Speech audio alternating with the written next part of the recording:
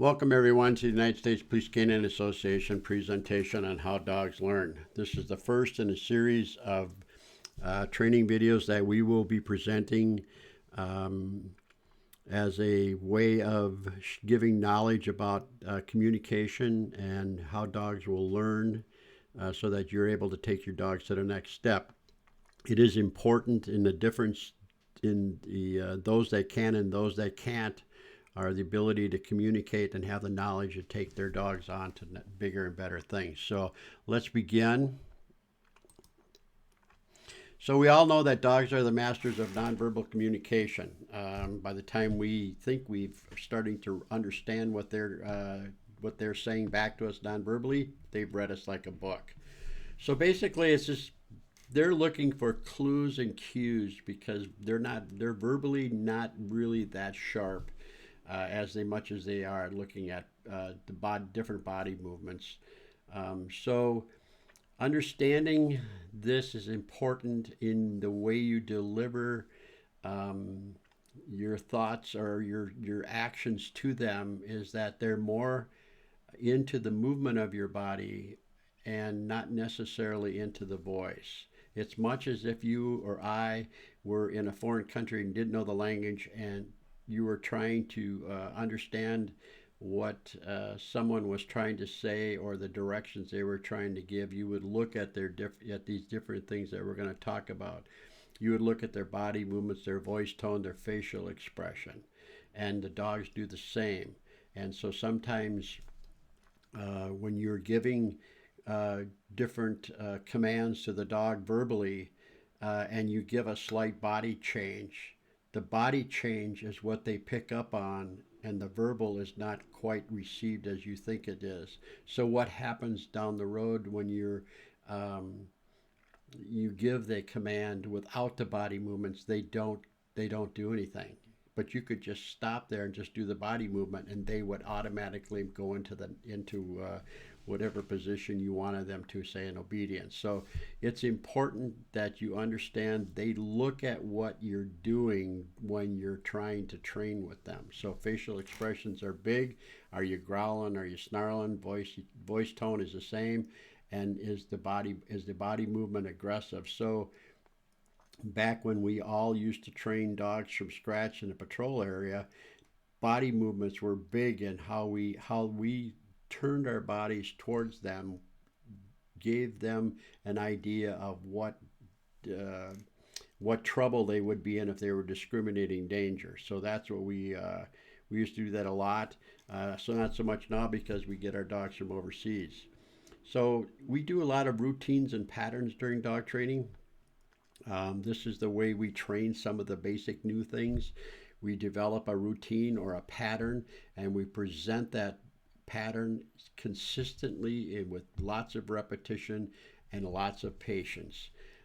They start to understand. We do it in relatively sterile areas because they don't learn as well with the distractions. We want them to get the actual exercise down, and then we would start putting other things into the mix. So just realize that routines and patterns can be good for dog training, but they can also have an adverse effect later on depending on what you're doing during those routines. An example would be if you used to train years ago, we used to train with lots of the dogs in a track with a bite at the end. Well, we've learned over the years that that becomes part of the routine of a track. In today's world, we don't want to do that. We don't want to have a bite at the other end. And so we have to learn to practice training with the start of a ball or start of some type of a reward that the dogs really like. So as I just mentioned, we have been around for 50 years. We've went through a lot of changes in dog training, in case law, and in how we view things as it pertains to police dogs. So change happens. We develop with change. Sometimes it's the laws that make us change, but sometimes it's how dogs are, how we realize that dogs are learning more doing some things than the way we did it in years past. So we will take a look at how we do these things. Shaping behaviors is one of them, and that usually is a step-by-step approach, is what shaping is all about. And we have a segment in training. We have a goal in mind. We want to take the dog to this place, and these are the steps we're going to take them there.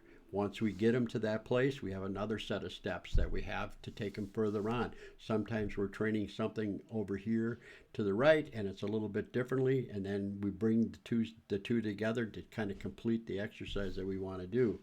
So know that it's important to understand if you're just in school or you just got out of school, what or how they trained your dog, so that you know the steps needed to go take your dog from there when you get out. So if you later on, we're going to talk about context specific, and so that things that you learned in that school will have little or no meaning when they get out in the real world.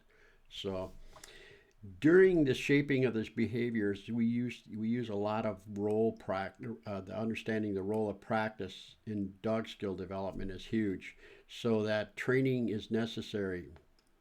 If you stop training at any point because you think your dog has reached it, it's a perishable skill. You have to continually expose them to the different types of deployments, and so they develop the skill needed, because every deployment is different, let's face it. So when we challenge the dog in these different environments, distractions and obstacles, they have problems. They're context specific. This is a huge thing to remember. This will follow you everywhere. These next three things: context specific, generalization, and fluency. So context specific means that when a dog learns the exercises that you're trying to do, they also take in the context of which it was given. So oftentimes when you're in beginning school, you'll be teaching, say, some type of a detection class, and you go the same place all the time. Dogs will get in there and they will go through that place like you would not believe, and they look fantastic because they understand that they've been exposed to it time after time after time, same place. They get it. The dog is really good. Now, when they go to a different context, they're done with school or they're advancing to more or difficult distractions, they tend not to do as well, because you've exposed them to something new, and that something new makes what they're searching different. So they don't generalize like you and I do. They have to sometimes they have to be trained in a new context just to get them so that they understand that as the time goes on with new context and everything else, their generalization starts to get better and they become fluent. Fluent or fluency is a term where we denote the experience of a dog as they go and can do different things in different environments, and they do it fairly well. So when sometimes you'll hear a handler or trainer say that, well, that dog did it on the training field, well, that means that the dog is not fluent yet, that the dog is having issues when they go to different contexts. An example: scanning is a big thing. People think a scan is really an important piece of a dog, and it is a good tactic. Um, but if you're not experienced, if the dog is not experienced in different places, they'll change. It'll be difficult for them. The performance and accuracy and speed will decline because they're not quite understanding what it is they're there for. And this is the part where you need to understand when the dog is doing that and the dog is not doing as well as they could, that you need to probably train them in that context so they get a better understanding. Now, context specific happens all the time because every deployment, as I said, is different. There'll be a different piece in it. So you have to continually do those type of deployment scenarios so that you understand what the dog is good in and what the dog needs to have a little more work in. So when you're doing things in your training logs, you need to denote that this is a new area, and that way when the dog doesn't do something correctly, and you write that down, because, and we'll get into this in another video about how to fill out logs and what people think about different things, But just know people don't understand what it is that you do, how a dog learns. So when you write down something about a failure because you put the dog in a new context, they think it's a failure. So you need to be able to explain what all this is to someone from the outside looking in. So understanding that your dog's behavior will change, and that's what we just talked about, and so that you can make the changes necessary, add additional training, or however the dog gave you a look that you need to fix. So learning requires reinforcement and a reward, usually a play toy or food, pretty basic, but it makes a difference sometimes in what play toy you're giving. Not every dog will like the same toy. Um, Usually they all like the food, but we don't normally use food because it's not necessarily an economical way to run a day-to-day operation for the city police or state or whatever, because the play toy is much easier to handle. So just know that food is really starting to become a big thing in imprinting for detection dogs. Um, they get um, uh, many more exposures to different odors faster and become more proficient faster because their food is in and it's out and you're on to the next problem. So just know that they're doing it and it's not a big deal. You can go right back to the toy reward. I've done it myself in different kinds of trainings that I've done, and it works pretty good. Now, classical conditioning is, as it says here, excuse me, it's a pairing. It's a associative learning type of thing where we are teaching the dog that we want him to do this, and we're going to pair this with something else to make it a significant event for them.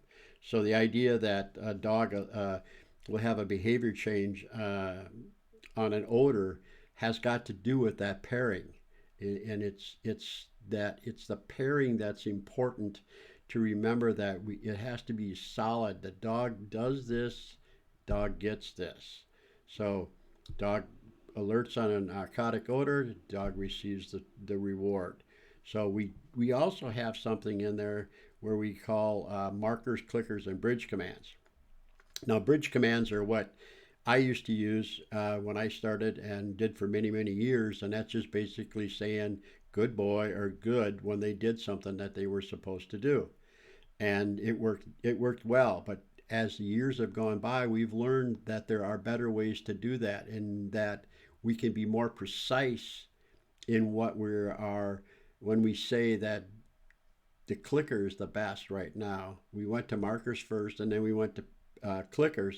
You can click on the exact moment that that dog did something correctly, and it's such a big deal that you can see food dogs on the click. They pair the the click with the finding of the odor to getting the reward, that they'll actually, the click becomes almost as important as the food, say, and they will start to salivate on the click of a clicker. So it's very big deal.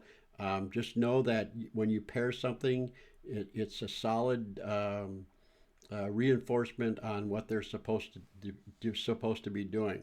Next, we have the operant conditioning, and this is what you'll do more after you've paired things. So we're going to probably do most of our operant conditioning with the two items on the left. It's positive reinforcement and negative reinforcement. So positive reinforcement is what we just talked about. You're rewarding them for doing something that you want them to do. And this could be a lot of things. So the negative reinforcement could be taking away something. So this is how I teach when the dog's moving too fast. Say searching a car or searching luggage or whatever it is for a legal item. And so if they don't realize that there's maybe a rule that you're supposed to be go slower until you get more accurate, and you want them to be accurate rather than fast, and they're thinking oh my gosh, I could get to that food reward or that ball. If I hurry up, I can get it there faster. They don't realize that along the way, um, different odors don't have the vapor pressure, and they aren't being pushed out as well, and they will pass quickly by it without being able to sniff it. So you need to slow them down. So this an exercise that I do a lot with the dogs that have that issue is that I don't let them reach the reward, or which would be the odor, smelling the odor, until they slow down. And that's one way of doing it. Another way, dogs barking at you're going to start an exercise, a training exercise, with an odor, and the dog is barking. I saw a trainer do this one time.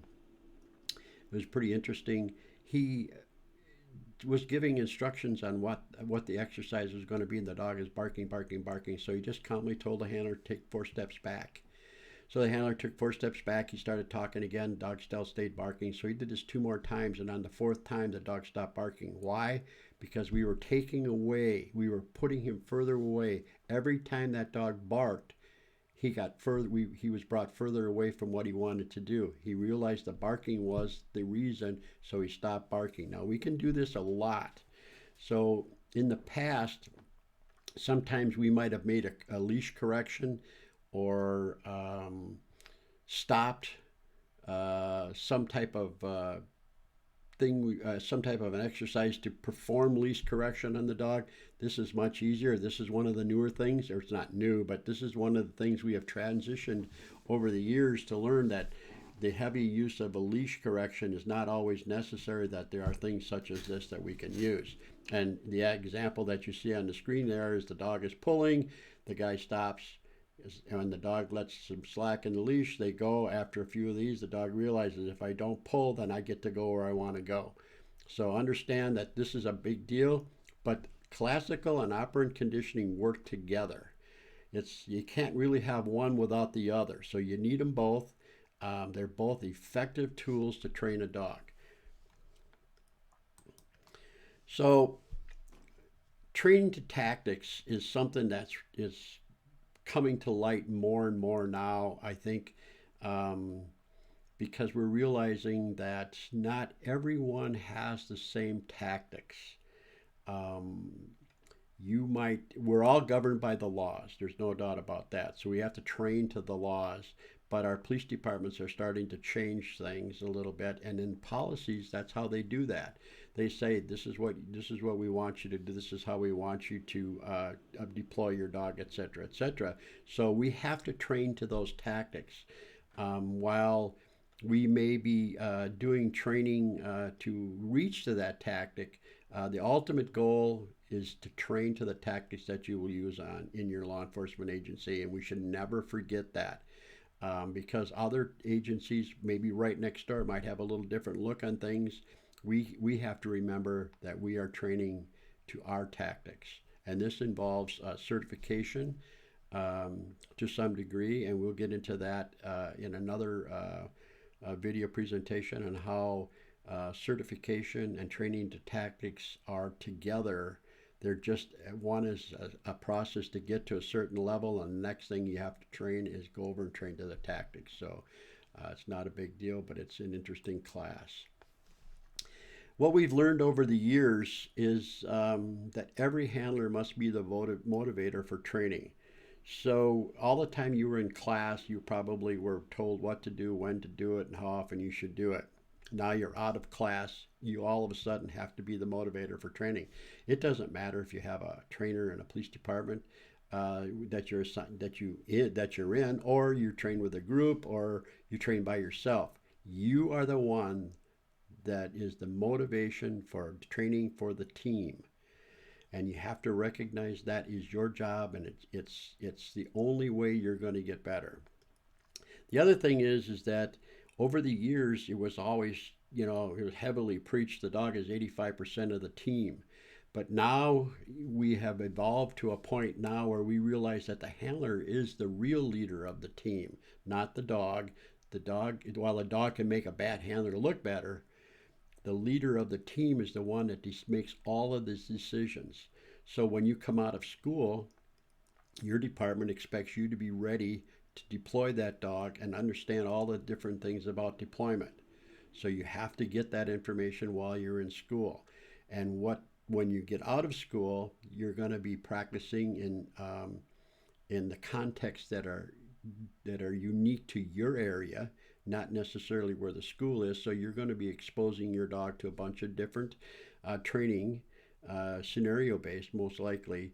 And this is what determines how your dog is going to react. You get like a little preview of how your dog may react in different contexts, different difficulties, different strategies of deployments and things like that. So this is, you must train, or you should train for scenario-based training to get that idea of how your dog would react. And so along with that, to able to know that the dog will not necessarily search or be really good in each context is a huge thing. As I have already explained it, that's why we're in there. It is going to be something that's going to um, follow you through your whole career. Um, you must be able to recognize when your dog is not searching the way they are. In other words, you need to know what a dog should look like. What does a finished product look like? And you have to try to take your dog to that end. So certifications are kind of interesting across the country. I think there's a lot of associations and things such as that. And I think if you were to take away certification, we'd all be the same. We're all looking for the same thing. We're all looking for having that great dog that does everything we want them to do. So certifications are something that is court related, and we are going to have another class, our little video on certifications and how that works. But just to give you an idea, it's just a preview of what we think a dog should have as training or have the ability to do for court purposes. After that, the Supreme Court has ruled and said that we will look at the training records. But what it does is it gives us an indicator of what we think or what the team is actually capable of.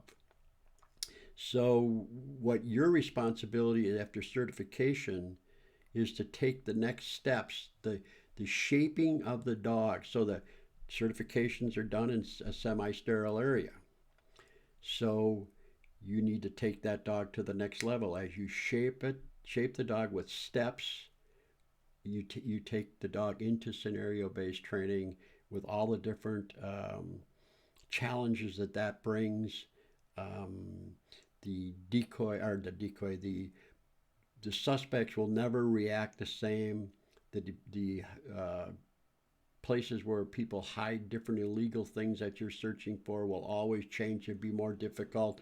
So you need to continually take the steps to take those dogs to that type of a finish where you're really looking good. So we hope that you will join us with our videos here and give us some comments back on where you think we should be going or how you like it. Of course, we would love it if you would subscribe to our channel, our YouTube channel. That is where we'll be based out of all of these. We think that this is going to be something good. It's a baseline for everything. Everybody's, like I said, is at a different level of knowledge. And so when we put this baseline down, then we'll start going along with different types of training. We'll bring some of our trainers in and we'll have these videos and things like that so that you get an idea of what's possible and what it is that you need possibly to do, but more or less to give you the knowledge you need to take your dog to the next level. We appreciate the fact that you took the time to look at our video, and we hope that you will stop back again and take a look at some of the other things we're giving. We'll see you later. Thank you.